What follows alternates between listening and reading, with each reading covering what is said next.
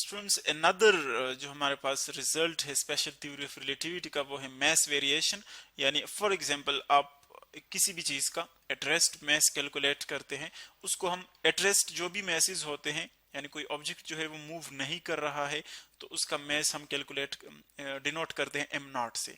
ये है mass at rest. At rest किसी भी पार्टिकल का, किसी भी ऑब्जेक्ट का ये एट रेस्ट मैस है। लेकिन जब वो मूव करता है विद हाई स्पीड, तब उसकी जो मैस है वो हम डिनोट करते हैं एम से, मूविंग स्टेट में, मूविंग स्टेट। और स्पेसिफिकली यहाँ पर हम हाई स्पीड्स की बात करेंगे, क्योंकि हम स्पेशल थ्योरी ऑफ रिलेटिविटी जो है वो डिस्कस कर रहे हैं। सो ये होगा हाई स्पीड्स पर।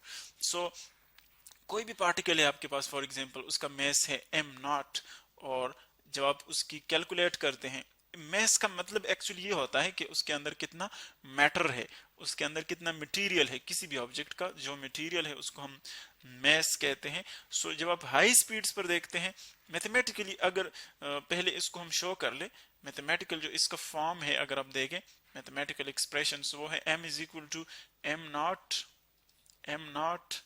divided by 1 square root of 1 minus v squared divided by c squared, ये है 1।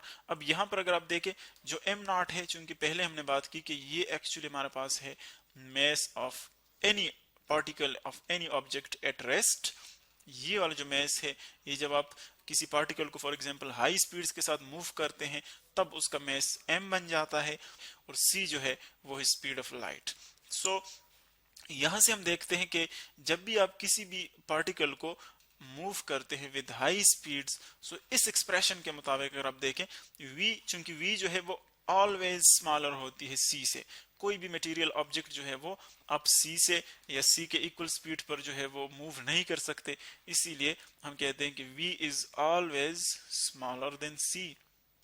v is always smaller than c।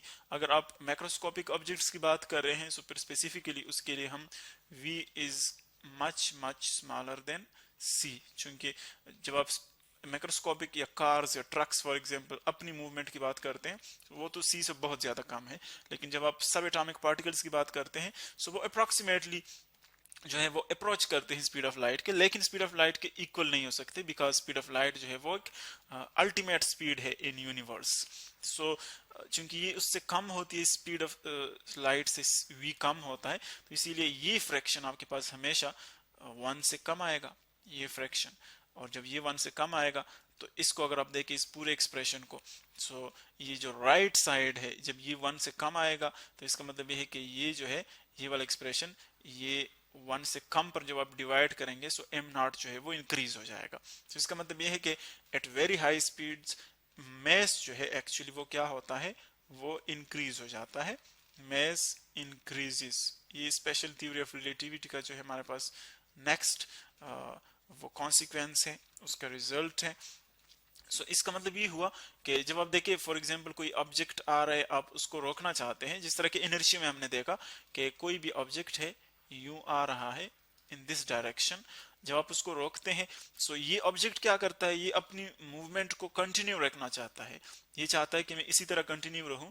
जब आप उसको रोकना चाहते हैं, आप इस पर फोर्स एक्सर्ट करते हैं, सो वो आपके इस फोर्स को अपोज करता है। इस प्रॉपर्टी को, इस अपोजिंग प्रॉपर्टी को हम क्या कहते हैं, इनर्शिया। और हम जानते हैं कि जितना हेवी ऑब्जेक्ट होगा उतनी ये प्रॉपर्टी स्ट्रांग होगी, उतनी आपको वो हार्डली जो है वो बहुत ज्यादा रेजिस्टेंस जो है वो ऑफर करेगा आपको। तो इसीलिए जितना वो ज्यादा स्पीड के साथ जाएगा फिर भी इनर्शिया ज्यादा होगा, क्योंकि वो डिपेंड करता है स्टेट के ऊपर, ज्यादा फोर्स रिक्वायर्ड होगा। तो इसका मतलब ये हुआ कि जितना आप स्पीड बढ़ाएंगे उतना ज्यादा फोर्स रिक्वायर्ड है उसको रोकने के लिए, उसका स्टेट चेंज करने के लिए। सो इट मींस कि जितना ज्यादा फोर्स रिक्वायर्ड है उतनी ही ज्यादा मटेरियल जो है वहां पर शो हो रही है, उतनी ही ज्यादा मटेरियल आप जो है वहां पर फील कर रहे हैं।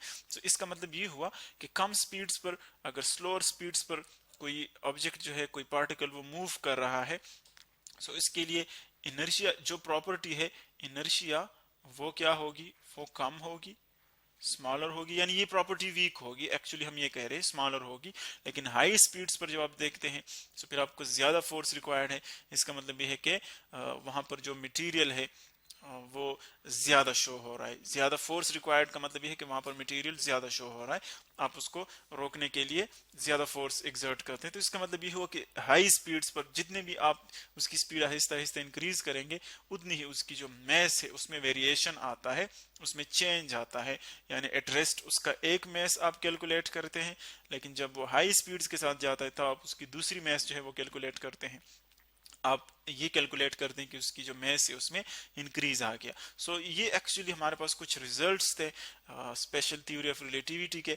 उसको अगर जस्ट हम यहाँ पर तीनों को अब एक फ्रेम फॉर्म में दिखाना चाहे, सो एक हमारे पास है टाइम डायलेशन का। टाइम डायलेशन यानी जब कोई भी ऑब्जेक्ट बहुत हाई स्पीड्स के साथ, यानी ऐसी स्पीड जो कि अप्रोच कर रहा हो स्पीड ऑफ लाइट के, इतनी स्पीड्स के साथ जा रही हो, सो वहां पर उसके जो क्लॉक्स होते हैं उसका जो टाइम है, पैसेज ऑफ टाइम, वो स्लो डाउन हो जाता है। ये है टाइम डायलेशन। नेक्स्ट हमारे पास है एक लेंथ कॉन्ट्रैक्शन का। लेंथ कॉन्ट्रैक्शन का यानी जब बहुत हाई स्पीड के साथ एक ऑब्जेक्ट जा रहा हो, सो उसकी जो लेंथ है, या जब वो दो इवेंट्स के दरमियान लेंथ को कैलकुलेट करता है, सो उसमें कमी वो कैलकुलेट करता है, उसको वो कम नजर आता है, इसको हम कहते हैं लेंथ कॉन्ट्रैक्शन।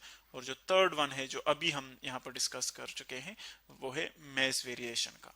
यानी बहुत हाई स्पीड्स के साथ जो पार्टिकल्स, जो भी चीजें जा रही हो, चूंकि स्पेसिफिकली हम पार्टिकल्स की बात करते हैं, क्योंकि वो सब एटॉमिक पार्टिकल्स को हम इजीली हाई स्पीड्स दे सकते हैं, तो इसीलिए उनकी बात हम करते हैं। सो हाई स्पीड्स पर मैस में भी वेरिएशन आता है, इंक्रीज आता है। ये हमारे पास इंटरेस्टिंग रिजल्ट्स थे specific special theory of relativity के।